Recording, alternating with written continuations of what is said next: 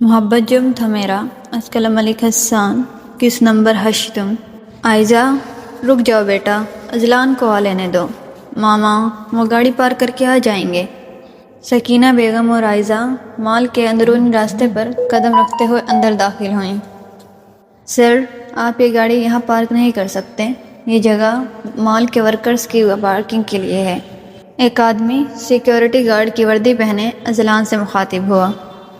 اچھا میں دوسری پارکنگ میں لگا دیتا ہوں، اذلان یہ کہتے ہوئے گاڑی میں بیٹھا اور کار ریورس کرنے لگا تو قریب لگے بورڈ پر نظر پڑی جہاں لکھا تھا کسٹمر پارکنگ سروس۔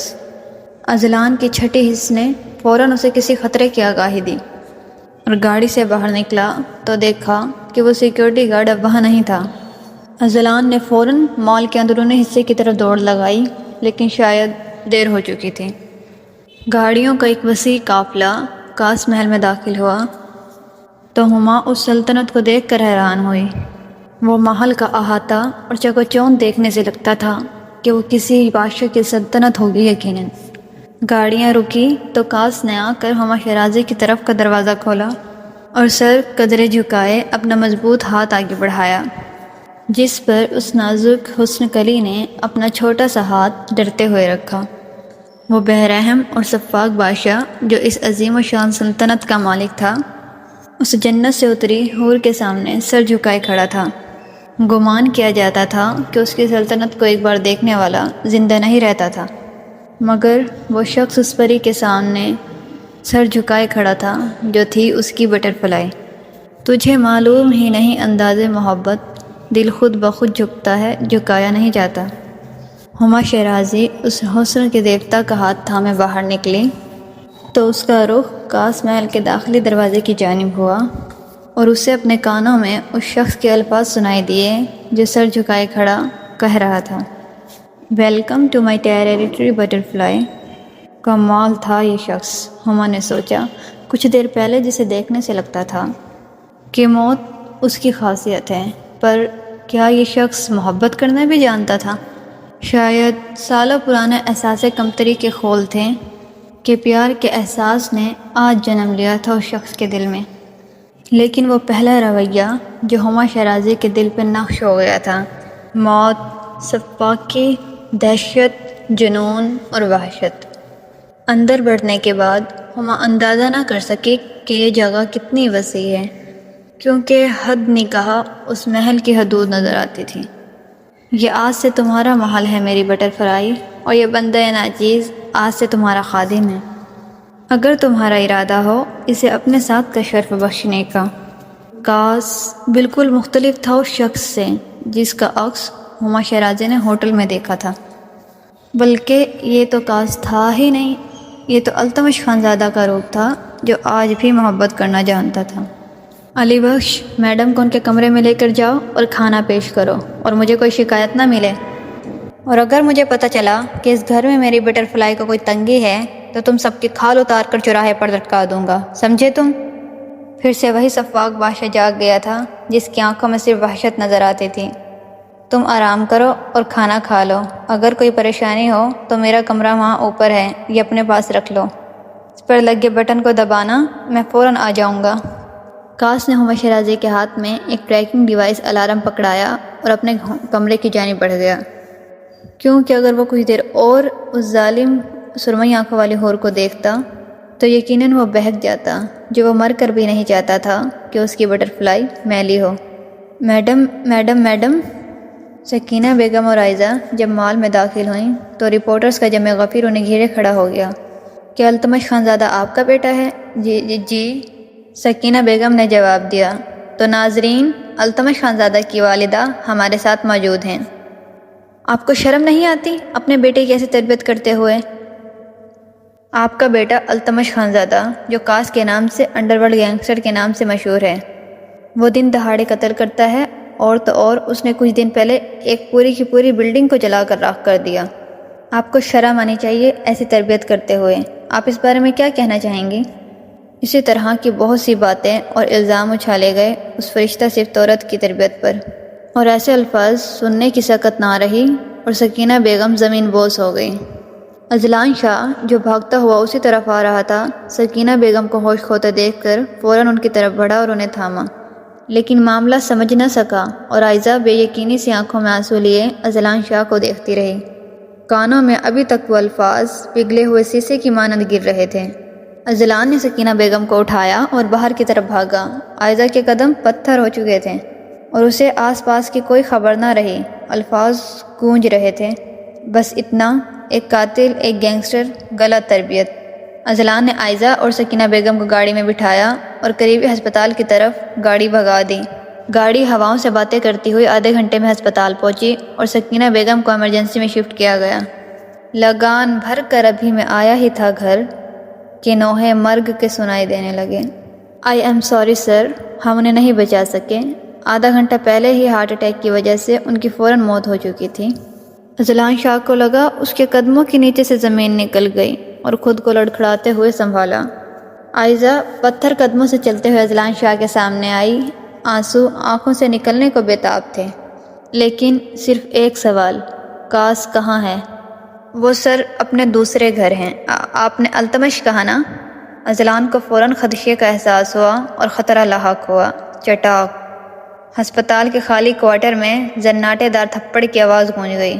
اذلان شاہ نے بے یقینی سے اپنے چہرے پر ہاتھ رکھا اور عائزہ پھوٹ پھوٹ کر رو دی۔ وہ شخص صحیح کہہ رہا تھا، بھائیو قاتل ہیں۔ آپ نے دھوکہ دیا مجھے، آپ دونوں کی وجہ سے میں نے اپنی ماں کو کھو دیا۔ عائزہ بچوں کی طرح بلک بلک کر رو دی اور زمین پر بیٹھتی چلی گئی۔ میڈم سنبھالیں خود کو۔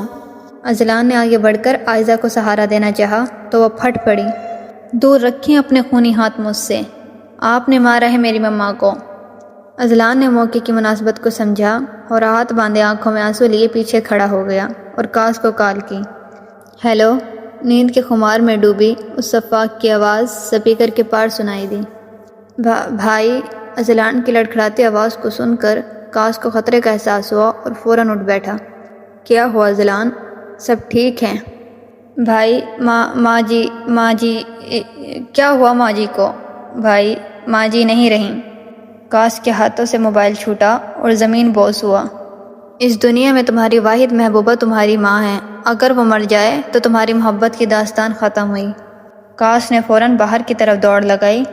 وہ سفاک بادشاہ جس کے دل میں رحم کا کوئی ذرہ نہ تھا، آج اسے دیکھ کر پاگل دیوانے کا گمان ہوتا تھا۔ خانزادہ ہاؤس میں مرگ کے نوحے سنائی دے رہے تھے۔ کاس اپنے اجڑی حالت میں جب اندر داخل ہوا اور اپنی ماں کو بستر مرگ پر دیکھا تو کاس کے پیروں تلے زمین نکل گئی۔ فوراً آگے بڑھا اور کونے میں کھڑے اذلان شاہ کا گریبان پکڑ کر فوراً 2-4 تماچے جھڑ دیے۔ کیسے ہوا اچانک یہ سب؟ تم کہاں مر گئے تھے؟ بھائی چٹاک۔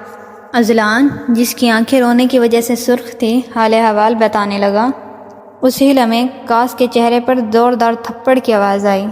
کاس نے چہرہ موڑ کر دیکھا تو عائزہ جو غم سے نڈھال تھی غصے سے پھنکاری۔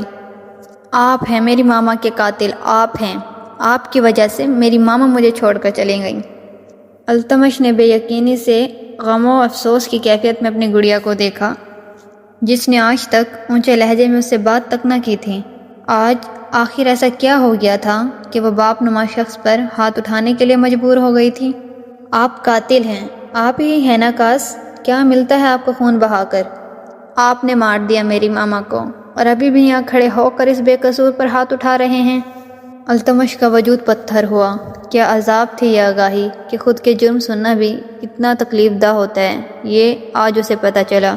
میری بات سنو گڑیا، میں نے کچھ نہیں کیا۔ ماں جی میری وجہ سے نہیں گئی، میں بے قصور ہوں۔ آپ مر کیوں نہیں جاتے؟ آپ اگر پیدا ہوتے ہی مر جاتے تو آج میری ماما زندہ ہوتی۔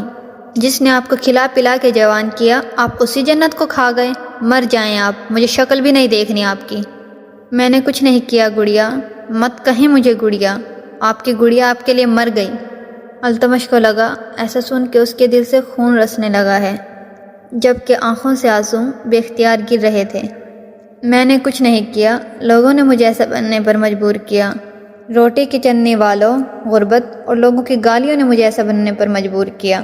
صرف آخری بار مجھے میری جنت کو دیکھنے دو میری گڑیا، میں پھر کبھی اپنا چہرہ نہیں دکھاؤں گا۔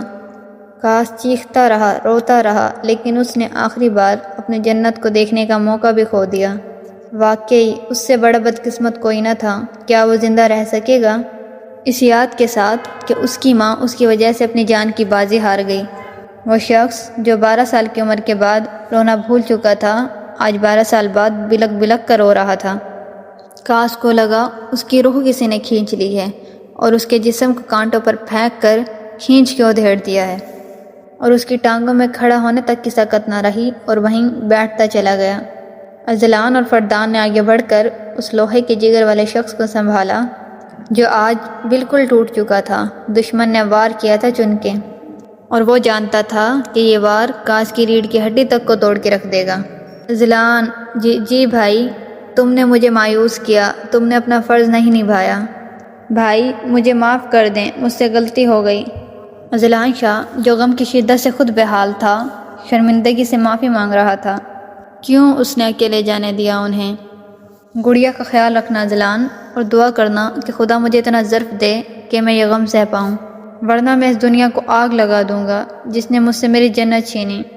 میں ان سب سے ان کی دنیا چھین لوں گا جس نے مجھ سے میری جنت چھینی۔ میرا انتظار کرنا، میں واپس آؤں گا، اور اس دن میں سب کا حساب کروں گا۔ کاش نے بے دردی سے اپنی آنکھیں رگڑی اور لڑکھڑاتے ہوئے ننگے قدم خانزادہ ہاؤس سے باہر نکل گیا۔ اس شخص کو دیکھ کر آج کسی دیوانے کا گمان ہوتا تھا۔ پیچھے اذلان شاہ اور فردان آنکھوں میں آنسو لیے کھڑے اسے دیکھتے رہے۔ یہ شخص جب قسمت سے ہارا تھا تو خدا سے لڑ کے اس نے یہ شاہانہ زندگی حاصل کی تھی، اور اب جب وہ سب کچھ ہار گیا تھا تو یقیناً اب خدا بچائے اس سب کو اس سفاک کے قہر سے۔ تیری غالی پر جو فقط مٹھیاں کس جاتے ہیں، تیش میں آئیں تو خداؤں پر برس جاتے ہیں۔ علی بخش، جی صاحب، کاس اپنے محل میں داخل ہوتے ہوئے دھاڑا۔ مولوی اور گواہوں کا انتظام کرو، مجھے نکاح کرنا ہے ابھی اور اسی وقت۔ جی صاحب، اور میڈم کو بھی آگاہ کر دو کہ تیار ہو کے نیچے آئیں۔ کاس نے سامنے پڑی الماری کے پٹ کھولے اور اس میں سے ایک رشین رائفل نکالی۔ کھٹاک کی آواز سے ہینڈل کو کلک کرنے کی آواز محل میں گونجی۔ کاس رائفل تھامے باہر محل میں آیا اور فائرنگ شروع کر دی، ایک کے بعد ایک، اور جب تک اس کے اندر کی آگ ٹھنڈی نہ ہو گئی۔